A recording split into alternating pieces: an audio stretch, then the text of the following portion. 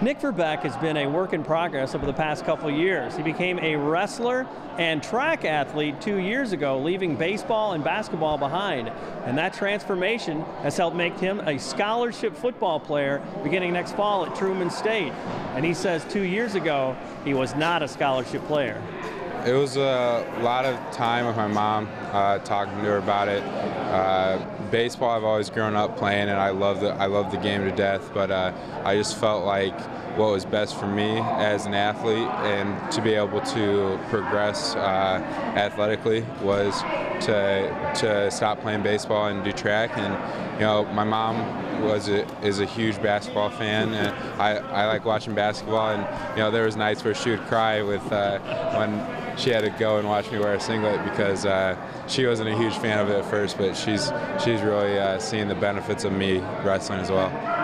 We'll talk about too, it's just like you're a scholarship athlete now, and a couple of years ago you probably weren't, you know, where maybe your statistics on that roster out there, some college coach would just say, hey, 6'2", 305, that's good.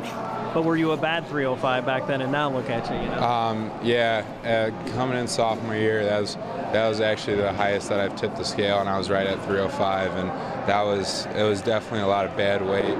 And got in the wrestling room, cut it off, got down to the 285 mark and below it.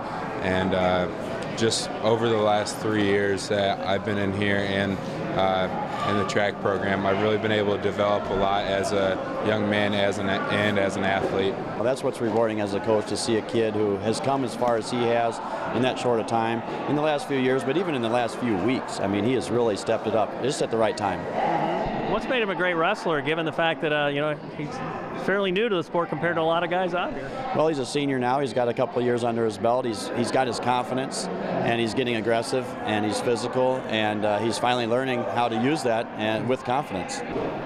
Verbeck says all the hard work and the many people who have invested in him have made a difference in his life, from maturity to self-esteem. And he says that has nothing to do with winning state medals and trophies. I have a very high self-esteem, just knowing that if you're going to put in the work, you can get things done, and hopefully it's gonna carry over into the workforce once I'm done with college. Because I know football and everything's not going to last forever, but hopefully that same mentality and work ethic will, where I keep pushing to be the best I can.